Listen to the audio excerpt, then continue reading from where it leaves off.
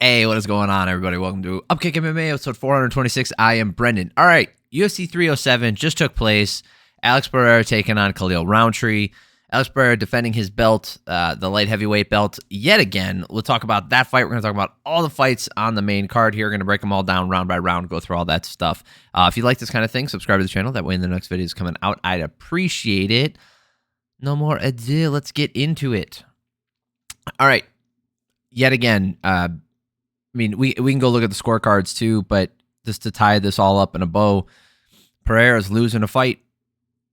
And, I mean, maybe, was he pulling away? Yes. And could he have won the last 3 rounds? Absolutely. But, because he did win the 3rd round, but he was behind on the scorecards at this point when he got the finish. So, it's one of those things where, you know, he finally meets his technical match and he just utilizes his size and his power and just overwhelms the dude.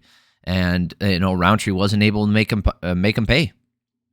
You know, he was able to stay elusive as long as he could, but he got tired. I don't know if it was the altitude or if it's Pereira's pressure or whatever it was, but Rountree wasn't able to get it done. I don't think a lot of people were expecting him to get it done, but that it is what it is. Were you guys excited for UFC 307?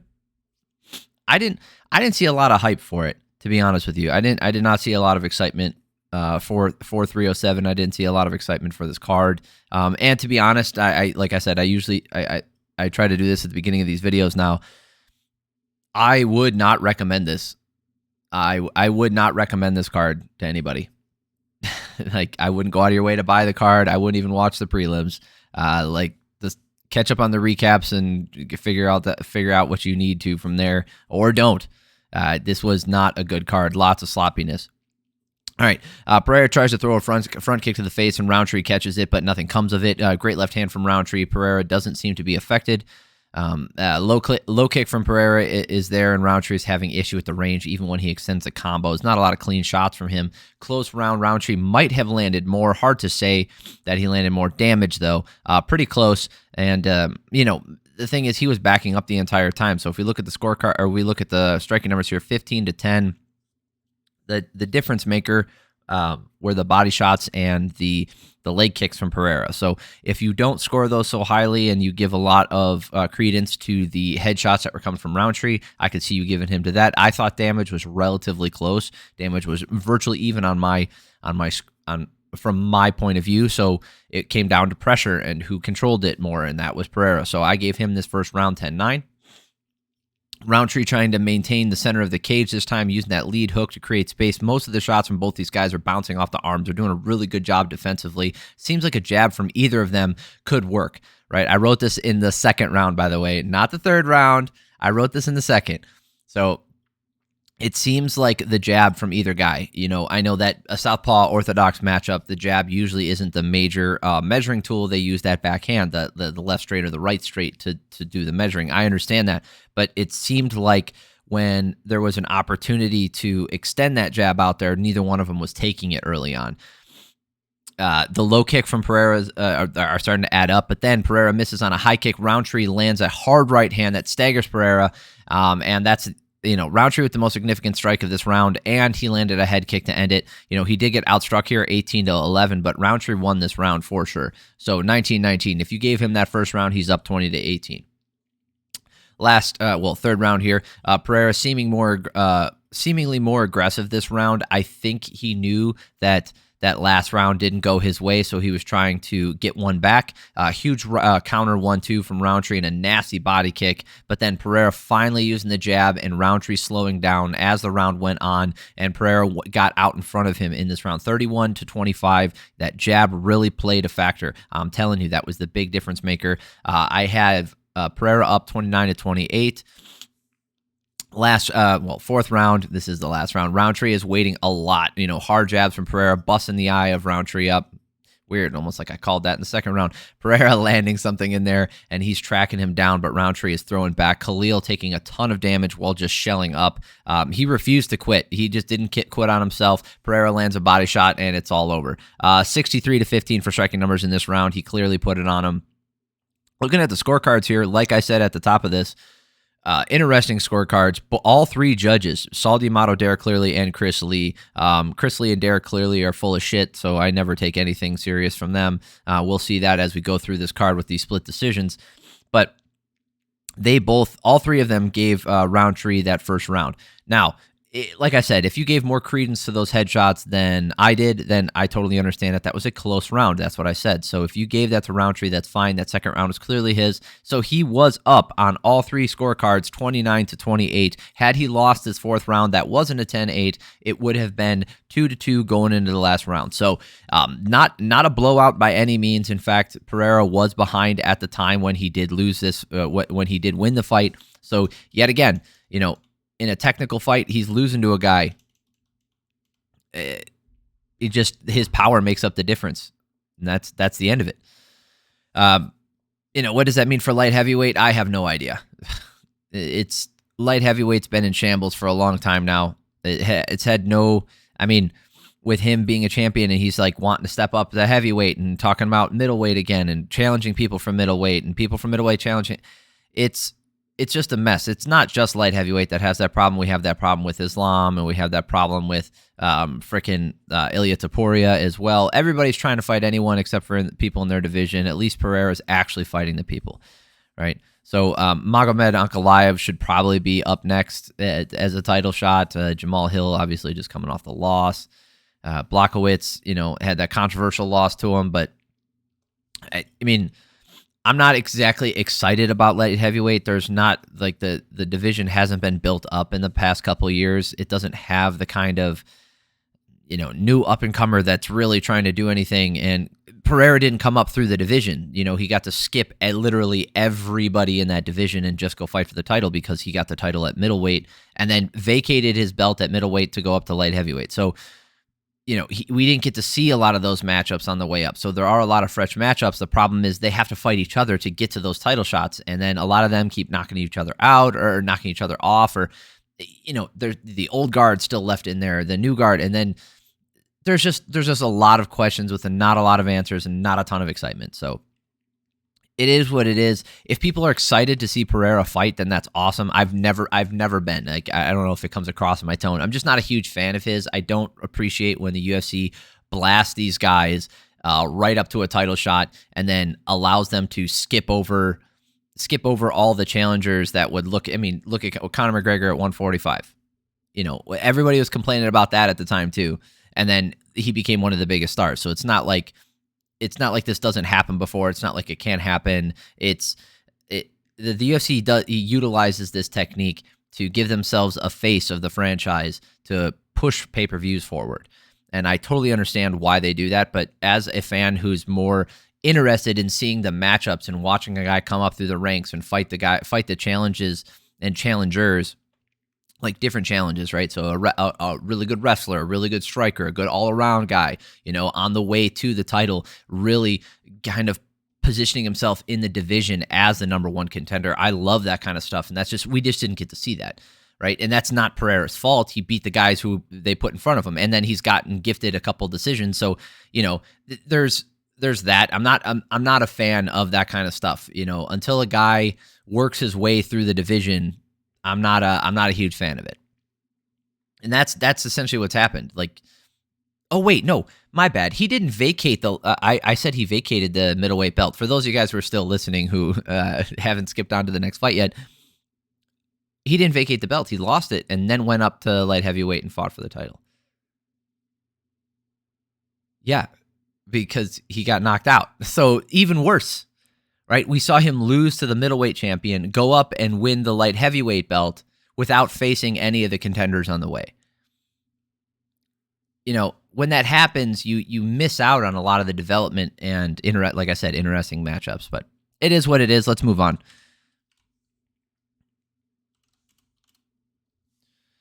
All right, Raquel Pennington taking on Julianna Pena. Not excited about this one. I don't know who was excited for this. Was anybody really clamoring for this one? I know this is probably one of the least exciting divisions in the UFC. So much uncertainty. This card just did not have anything that I was really dying to see. All right, so, and I even wrote in here, and thus begins the second most pointless title fight in the UFC. The only other more pointless one would be featherweight, female featherweight. So both women landing jabs, not doing much else early. With 60 seconds left, one big shot could win the round. Literally any shot could win the round. But very hard round to score. Pennington was moving forward. I don't think the damage was clear. So, Peña outlanded her 25-17. Do you give her this round because she outlanded her? Maybe. Do I feel like the damage was so overwhelming? No. I gave this round to Pennington. I understand it being for Peña. I totally get it. No problems there. I'm not upset about anybody giving her this first round. I just think when I was watching it live, I did not see so much damage from Peña. I saw relatively even damage, and Pennington was the one moving forward. So I had Pennington winning 10-9. Second round, another boring start to this round, then a clinch, then Peña gets a takedown. Pennington gets up, but Peña's on the back, gets the standing backpack. That's the entire round. 3 minutes of control time for Peña. That's it. She clearly wins this round. So I have it 19-19 going to third. Peña counters the Superman punch with a really nice shot. And then 2 minutes later, able to get that same takedown. Peña works her way to the back, and she takes another one the exact same way. Outstrikes her in this round as well, 18-8. She's up 29-28. So the last two rounds here, Pennington lands a high kick, and we should expect, we would expect things to kind of pick up, and they did for about 15 seconds, and then it went right back to what it was before. Not a lot going on. Big right hand from Pennington puts her down with 2 minutes left, and then just nothing there. There was just nothing.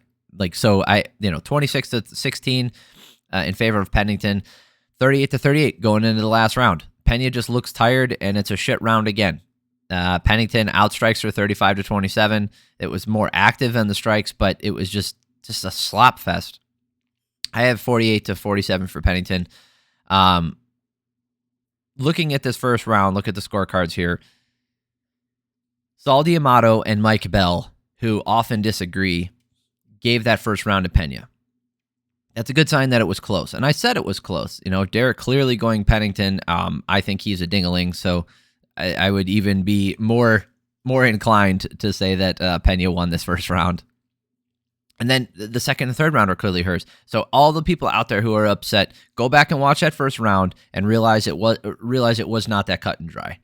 This was not a clear-cut round for Pennington or Peña for that matter. It was a close round, and when you add subjectivity into it, this is what happens.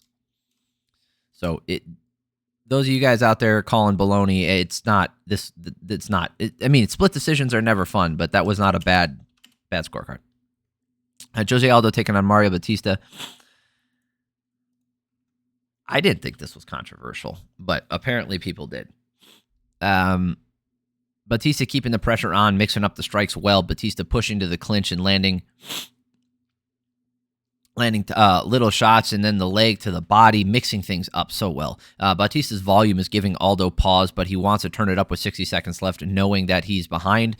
And that's a veteran technique where you kind of play the first 3-4 minutes of the round out, staying safe, not taking so much damage, point fighting a little bit, and then turning it up in the last 60 seconds and landing one big shot to kind of steal it. This is Marlon Vera does this a lot. This is like his main technique is sit around and wait, land one big shot, and now I win the round. I mean, he's won multiple fights like that, nearly won a title like that. So Aldo just was not able to overcome the volume in this round, though. So he's down 10-9. Looking at the striking numbers here, 20-13 in favor of Bautista. I got cracked in the nose on Friday real bad, so it's bruised up. I don't know if you guys can tell. It's also like my breathing's messed up, and normally my nose is stuffy anyway from the allergies, but this is particularly bad this weekend. Oh, the second round starts. Aldo finding the mark with that jab, and Bautista's cut open on the right eye. Aldo is finding the mark more, keeping up with the volume from Bautista. Bautista pressuring nonstop, even if he's getting tagged. Aldo outlanding him here. Jose Aldo outlanded him 21-19. Close round, but clearly Aldo's. So I had it 19-19 going to third. Bautista is still keeping the pressure on. If he's able to avoid the swinging shots of Aldo, he could win this, just like he did the first round. It looked very similar. Not a ton of activity this round. Nobody landing anything big. Jose Aldo did outstrike him here 17-10. I guess. I do not remember 14 significant strikes from Aldo. They must have been jabs. I thought the damage was relatively even. And again, the thing is, do you think Aldo landed so much damage in this round that it clearly went in his favor? I don't think so. Even though he had landed 7 more strikes, I didn't see that. And then who's moving forward then? Because if damage is even, you go to the next criterion. It's octagon control, and that's Bautista. So looking at the scorecards here, split decision, right? It really comes down to that last round. And again, Derek Clearly and Mike Bell going first and last round for Bautista. And then Chris Lee giving that last round to Aldo. Again, I don't like Derek Clearly or Chris Lee. I think they're both dinglings. So I honestly don't think there's any controversy there. People inherently don't like split decisions, and you're gonna have somebody upset either way. But when you have a close fight like that, it's bound to happen. All right. Roman Dolidze taking on Kevin Holland. I was really hoping for a fun fight here. We just did not get it. Not a fun fight. Not a fun round. I was really hoping for more. It's just, oh yeah, the Kevin Holland reminds me of like a Cowboy Cerrone, not in their fight style necessarily, but the fact that they'll fight anybody on any night, tons of talent, beat people all the time, probably one of the, has some of the best talent in the world, but takes too many fights and fights people that he probably shouldn't, going up weight classes, and losing fights, and it's hurting his stock, but, he's a company man, so he just keeps active. Very, very Cowboy-esque, which does not bode well for his title aspirations.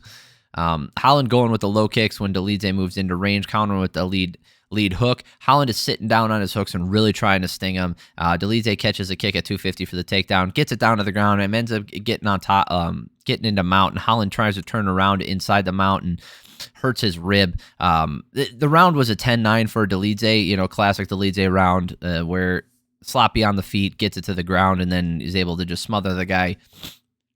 Holland couldn't continue, even though he wanted to. His corner calls it, says hey, if your ribs bothering you that bad, we shouldn't be fighting. I thought that was a good stoppage by his corner. I have no problem with that. That was a really good stoppage. I'm glad the corner called it on that. All right, Kayla Harrison taking on Ketlen Vieira. I don't know. For those of you guys who thought this was going to be a barn burner, it wasn't. I don't know what you were expecting.